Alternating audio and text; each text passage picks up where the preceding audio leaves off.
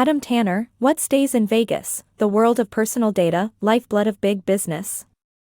And the End of Privacy as We Know It, The World of Personal Data, Lifeblood of Big Business.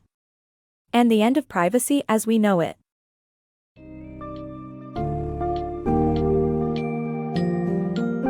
In the book, What Stays in Vegas by Adam Tanner, the veil is lifted on the world of personal data collection and its implications for individual privacy.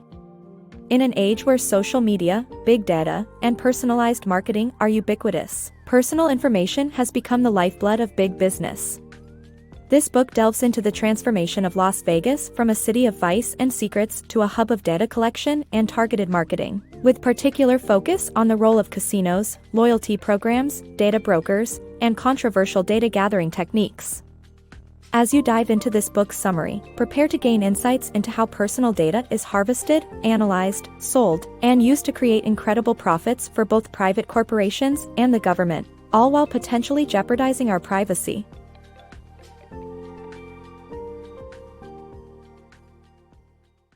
Hidden data collection. Without our knowledge, data collectors are gathering information about us everywhere. While government data gathering raises concerns, private corporations have no restraints in collecting data for marketing and other unsavory purposes. They employ a range of methodologies, including the collection of arrest photos, Facebook likes, and revenge porn.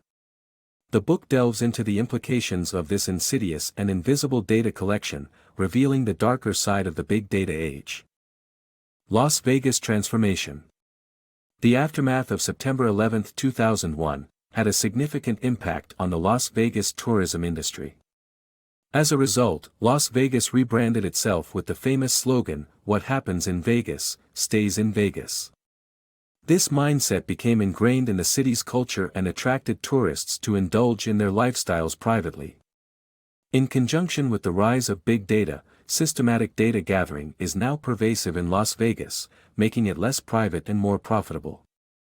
Las Vegas casinos use personal data to understand clients and provide a personalized experience to retain them.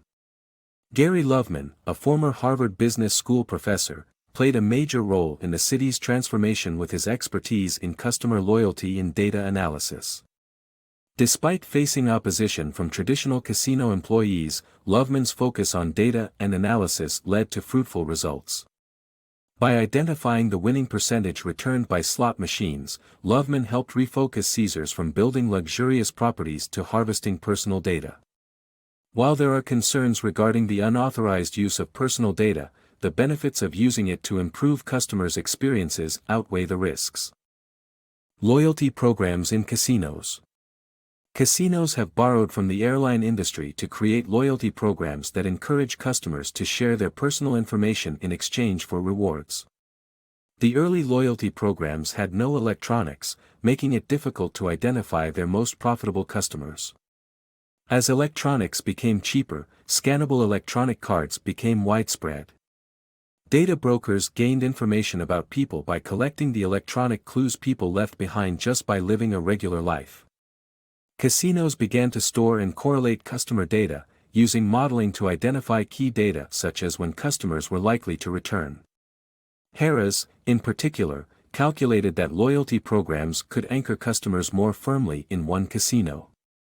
They divided clients into different levels based on how long and how lavishly they played, rewarding them accordingly. By tracking visitor data, casinos discovered that some of their most profitable customers were the moderate gamblers who played frequently, rather than the occasional high rollers. The vast customer database allowed the casinos to personalize their approach and lure customers at the right time. However, the article warns that data breaches caused by the gathering of all this information can have severe consequences. The new data age in casino marketing. Modern casinos are using public data to target potential gamblers more effectively. Data brokers provide immense amounts of information to casinos, which use it to cut marketing costs and appeal to customers on a personal level. The controversial techniques used by data brokers allow them to identify people's medical conditions, hobbies, and private activities, making small bits of personal data more valuable than ever. Gone are the days of hiring detectives to gather information on big-time gamblers. With the emergence of modern data gathering, information is cheap, legal, and readily available. Casinos can now use public information, such as newlyweds' anniversaries, to send targeted promotions to potential customers, reducing their marketing costs and making their mailings more useful. This is possible because casinos are turning to data brokers like Spokeo, which offer immense amounts of public information, combined with marketing and commercial records, to companies wanting to focus their promotions. This allows them to shift from blanket mailings to targeted ads, appealing to customers on a more personal level. However, data brokers' controversial techniques raise ethical questions, as they can use people's medical histories and private activities to identify them as inferior insurance risks or gamblers, for instance. The immense value of this personal data has made its small bits of information more valuable than ever. Overall, modern data gathering has enabled casinos to target potential customers more efficiently and has completely changed the game of casino marketing. But the use of personal data by data brokers leads to ethical concerns that need to be addressed. The power of likes. Facebook's likes can inadvertently reveal personal information about its users, according to studies. The musical Wicked is favored by many gay men, while liking basketball or the Wu-Tang Clan can indicate heterosexuality. Even the number of self-identified gay friends you have may reveal your own sexual orientation. With millions of users, Facebook has become a valuable tool for researchers, who can use the data to discover facts about their subjects. The invasion of our private lives. Former Chief Privacy Officer at Intellius, Jim Adler, argues that data brokers ought to be able to disseminate information seen publicly. However, what happens when personal things like medical records are involved? The potential invasion of privacy through data gathering is a growing concern. Even simple identifying information such as age, zip code, and gender can be used to reveal someone's identity 87% of the time. Casinos, big data, and your privacy. A compelling overview of the ways that casinos, big data, and privacy intersect, featuring insights on casino surveillance methods, the rise of facial recognition technology, the ethics of data gathering, and more. As the old saying goes, what happens in Vegas, stays in Vegas. But what if that isn't always true? In today's world of big data, casino customers are increasingly vulnerable to having their personal information tracked, bought, and sold.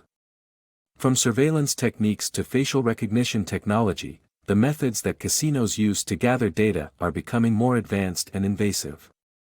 Take, for example, the reality of casino surveillance.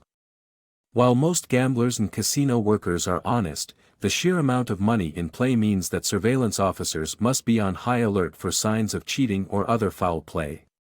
Major casinos have entire rooms dedicated to monitoring activity throughout the venue, often using thousands of cameras to track everything from the moment a customer arrives in the parking lot. Meanwhile, big data companies like Axiom are buying up ethnic data and software from other firms, making it widely available to marketers. This data can reveal intimate information about individuals, which can be used to figure out who they are even if they haven't identified themselves. Despite the fact that card counting is legal, casinos like those in Las Vegas have long taken a dim view of it, seeing it as a way for customers to gain an unfair advantage. In response, former Vegas cop Robert Griffin and his wife Beverly created a database of known card counters and cheaters, which evolved into a series of books featuring photos and data on problematic individuals. But as the use of digital technology became more widespread, casinos began keeping their own databases, complete with facial recognition software. While this technology is still in its early stages and can result in false alarms, casino security professionals expect it to become increasingly accurate in the years to come. But what happens when these practices go too far? For instance, companies are buying up thousands of police department mug shots and posting them online, potentially harming an individual's reputation or causing other damage. While this practice is technically legal, it edges uncomfortably close to extortion. As a result of these complex issues, many consumers have become increasingly concerned about their privacy. Startups have sprung up in recent years offering tools to help individuals navigate the world of data with greater security and confidence. Ethical casinos like Caesars are seeking a Goldilocks balance of information gathering and rewards, not too much and not too little. But as the landscape of data gathering continues to shift, finding that balance becomes more challenging. Ultimately, the intersection of casinos, big data, and privacy is a complex, multifaceted issue that poses significant challenges.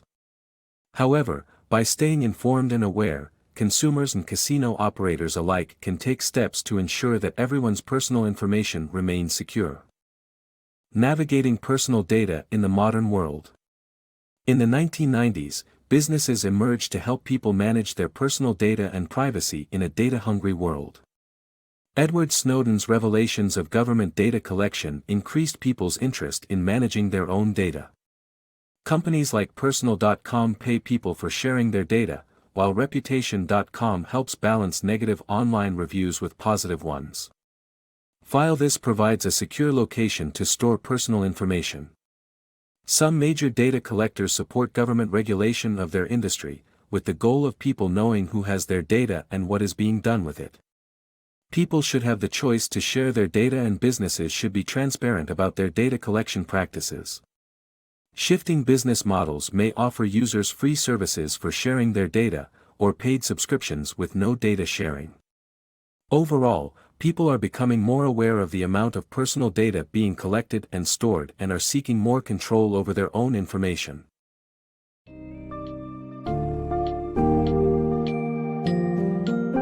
Adam Tanner's What Stays in Vegas offers a fascinating exploration of the intersection between personal data and privacy. From the history and developments of Las Vegas to the complicated world of data brokers and targeted marketing strategies, the reader gains an understanding of the myriad ways in which personal data is exploited for business growth. At the same time, the book raises questions about the ethical and moral implications of these practices and suggests the need for increased transparency, regulation, and consumer choice regarding personal information sharing. As the world becomes increasingly connected and data-driven, gaining awareness of the intricate ways in which businesses gather and benefit from our personal data is critical for understanding the ongoing challenges to individual privacy. Knowing the value and usage of your data empowers you to make informed choices about what is shared and to better protect your privacy in an ever-evolving digital landscape.